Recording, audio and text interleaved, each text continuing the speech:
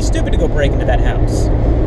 You're going to go break into the person who doesn't have a gun's house. But if you have an entire town that's completely armed to the teeth, yeah, you'll have shootings. That's the way the world is. If someone doesn't agree with someone, human nature, we're going to go take it out on that person. For whatever reason, how stupid it could be. You know, if you really want to make this world a safe place, you're going to have to remove a lot from it with a snap of your fingers. You're going to have godlike powers and remove all these so-called vices and sins with a click of your finger. I don't know about you, T, but I don't see that happening anytime soon. No, not at all. And I was actually, with me being passenger right now, co-piloting this trip, I was actually looking up and trying to find a quote. I believe it was Thomas Jefferson who said it. The only reason for us to have the right to bear arms and to be afraid of it is when the government is trying to take it from us. Thomas Jefferson is also the one who stated, history is the only reason that we see how bad government can be. Thomas Jefferson also is the same person who stated that the welfare of our people should be governed by its people, not a government militia. And that's what we were talking about earlier, is it's coming down to. The fear of all of this, if you go back to the forefathers, is literally the fear of itself. The statute that they built this government on is not the same no more. And yes, people, you can state that it's time has changed, and you know we're growing older as people, and we're learning more, and that's a bunch of horse shit. Okay, if this country started over 200 years ago off a basis of morally right and wrong, how has that changed till now? The only thing we've added out now is we have a better weapon system. We have a better system as we build as a people because of technology. But that doesn't change the moral aspects of what we are and who we are as people. So for any of y'all sitting here, you know, saying that yes, we do jump from subject to subject, but it's the moral point of that's who we are. Yeah. We are sitting here talking about all this stuff because you know what? It affects us. It affects everybody. And if you say, oh, that won't affect me ever, I guarantee you that the people in those buildings at 9/11 sat there and said the same things before 9/11 hit. Oh yeah, there's all this crime in the streets and these people are dying everywhere, here, there, left, right, and center. There's all this bad stuff going on, but it's not going to affect me. I'm just going to come in here and sit in the work. Hold on, we're going all the way back to 9/11. Let's go. Let's get something closer to our time. Okay, a lot of us we remember where we were on 9/11. Do you remember where you were when the Boston bombing took place? 3 years ago? Was it 3 years ago or 4 years ago? I think we're heading into the 4th year. I mean, might even be the 5th. I mean, you can always Google it. You got your phone right there. But we'll take it back and we'll go to the Sandy Hook shooting. Okay, recently here, there's been a lot of things coming out stating that that was a hoax and it was fake. Whether or not it's fake or not, it shows us what could actually happen. For it to actually go down like that. You got Columbine back in the 1990s, okay? Nothing changes. We as people need to realize the threat is near. Yeah, there's people everywhere that's going to wish someone somewhere harm, whether you like it or not. I don't care. Call me paranoid, call me whatever you want to call me, but I believe in the fact that I should be prepared for almost any situations. You know, me and a couple of guys I work with, we sit there and we call this the zombie apocalypse loosely, as being prepared for any situation that could be as bad as a zombie apocalypse. We scientifically know a zombie apocalypse could not happen. You know, but if you're prepared for it, what's there to worry about? If you can sit there, it's like that one little story I know you saw on Facebook post once or twice where this little old lady was driving down the highway, got pulled over by an officer. She showed the officer she had a concealed weapons license. He asked her if she had any guns in the car. She pulled out a 45, a 38, and a 30-30 or something like that, however the story goes. Basically, she pulls out a lot of guns out of a bunch of compartments out of her vehicle. Officer then proceeds to ask her, ma'am, what are you afraid of? She looks at him and says, not a goddamn thing. All right, back to the Boston bombing. We were both wrong. And, you know, I will say that and mean it because the Boston bombing was actually on April 15, 2013. But for all this stuff that's happened in these last 2 years, it doesn't seem like it was that longer. It was longer than that. But if you look at it, and I'm reading the dates straight off, the bombings happened April 15, 2013 at 2:49 p.m. The shootings the next day on April 18th happened at 10:48. The firefight and manhunt happened on April 19th. Looking at this, the total death was 5, but the non-fatal injuries was 280. This realistically happened in all in a 5-minute time frame of somebody deciding to do it and it happening. 280 people got injured with 5 deaths. You honestly don't think that it's going to be that hard to do it again? And it's really not. I mean, look at all these major places, where we all gather up. Now, I'm not saying avoid these places like the plague or that they're bad places or anything like that, but it can happen anywhere. Like me, for instance, I work at a local Walmart. Easy place that everyone knows where it's at. Everyone can find Walmart. I don't care who you are. Hell, we just passed one just a few blocks back, or a few miles back. These big shopping centers where a lot of people gather up. Touristy spots. Vegas. There's a lot of people there. And if someone one day decides they want to blow something up, it's scary to say this, but it's not hard to make an explosive device. It really isn't. I can go right up there into Bass Pro Shops and get everything I need to make a bunch of bombs. It's scary to think about that it's that simple.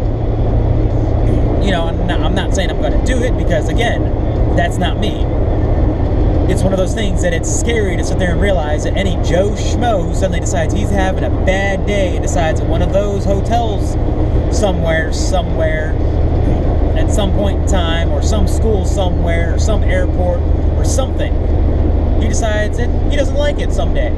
It's going to go. Or it can be a terrorist organization that comes over here just with some random papers. They look good, they look clean, under a sleeper cell situation. They come into the United States, they buy up whatever they need. And I'm not even talking about things like black powder or C4 or any high explosives, things like that. I'm talking about standard everyday household chemicals.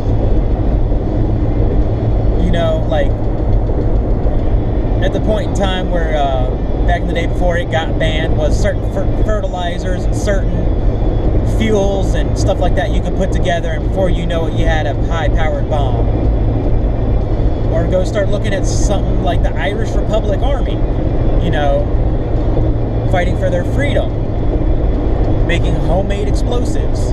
It's really not that hard to sit there and put a couple of chemicals together and make an explosive. I mean, hell, TV shows like the Mythbusters, granted, I absolutely love watching the Mythbusters. They're a great entertaining show. They've got a lot of stuff on there that could give someone an idea about how to blow something up. TV shows, CSI, NCIS, any TV show like that, any crime drama that goes into the science of explosions can give any Joe Schmo a starting block. It won't show them exactly how to do it because of Hollywood magic, but it can give them somewhere to start, and they can make something. They can make something terrifying. Going back to also shows like Breaking Bad that show people how to make drugs. In a sense, I know it doesn't really show you how to do it, but it gives people starting blocks. It gives them a point of reference. It shows them point A. Here's square one. Build from here. It's scary to think that that's the society we live in. Again, like I was saying earlier, ain't no one gonna be able to sit there and snap their fingers and suddenly say, oh, hey, look, everything's gone now. Nothing that can cause harm to anything or anyone is gone now. That's completely impossible. And it's terrifying to think that anyone that decides they don't like the United States of America, or the American way of life, can come into this country, go to any local Walmart, CVS, Walgreens, go to any local gas station with a 5-gallon container for gasoline, buy up 5 gallons of gasoline and wreak havoc. It does not happen overnight. Again, sleeper cell situations. They will build, they will build, they will build, they will plan, and then before you know it, Joe Schmo on the street saying, oh, that will never happen to me, is suddenly in an inferno, watching, I'm going to get graphic here, he's watching his skin peel off of his body. He's watching his life flash before his eyes before he takes his final breath. and then begins hoping and praying to God that he's got somewhere he can go and he's not going to get judged for the sins of his life. Whether he has or has not, it's a what-if scenario. It's a fictitious scenario. But that's what I'm getting at. It doesn't have to happen to just you. You know, if you say it's not going to happen to you, then, as you were saying, T, you're stupid. I'm sorry to say it, but you're stupid. Now, you don't have to go crazy like some people do on the bomb prepper shows where they've got giant, you know, catacomb bunkers supplied 10 years for nuclear warfare. But having something just as simple as a bug-out bag and some type of personal armament and get a little common sense knowledge skills of survival. You know, because if in an army, say China, perfect example, China decides they want to invade America somewhere. Are you prepared to be able to run away and survive somewhere where you're not used to surviving, out of the AC, out of fresh running water, out of fresh everything, out of local stores because your job just went up in a giant ball of flame because someone decided to invade? Are you prepared to do that? I know I am. I've got a 5-day survival bug-out kit ready to rock and roll with me right now. I've got the skills to do what I need to do to survive. You know, it's having a little bit of preparedness goes a long way. You know, go get CPR certified if you got to. Go learn how to be a first responder to a degree. You know, you don't have to be, you know, total cop, I'm a super first responder. Well, you get a little bit of confidence in knowing that if something happens to you or your family and you can do something till the qualified individuals get there to save them, that just puts my mind at rest, being able to know that I can give someone CPR, I can mend a broken leg, I can patch a bullet wound, I can make a tourniquet. You know, I can make a stretcher and carry someone out. I can throw someone on my back and carry them out of a burning building. Just the fact that I know I can do that puts my mind at ease. Do I want to be able to say, yeah, I'm going to go into this and I have them... Let me clarify something. Don't have the mindset of, I'm going to absolutely positively have to use this. Because you're more than likely not going to have to. But just knowing that it's there and being prepared for something, for that one chance, that lightning strike, that random shark attack, that random terrorist attack, being able to know that you can do something in your local community to help get people that aren't prepared somewhere where they need to be prepared, to get rescued, to get help.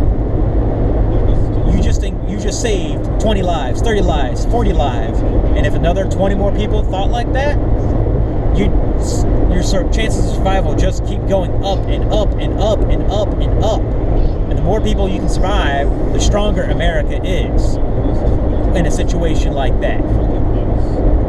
And again, I'll state, I do not wish that to ever happen. I wish that somebody somewhere just goes, okay, you know what? This is stupid. We all need to just shut up, go home, rethink our lives, and realize that this fighting is not going to solve anything. It's just going to cause more and more fighting. You know, that would be my ultimate goal. But I'm prepared for the whole total opposite. Like I said earlier, I'm ready and willing to give my life for this country to defend my family, my country, everything else. Alright, so after all this debate and talk, I think it's now time to call it for now and get your opinions on everything we talked about. Yeah, give us your all's feedback. Like I said, if you got something specific you want us to talk about, something specific you want us to look into, let me know. Let us know. We'll find it, we'll pull it up, we'll dig into it. For now, this is TC signing off. It's CJ signing off. Catch you all on the flip side. Be safe, everyone.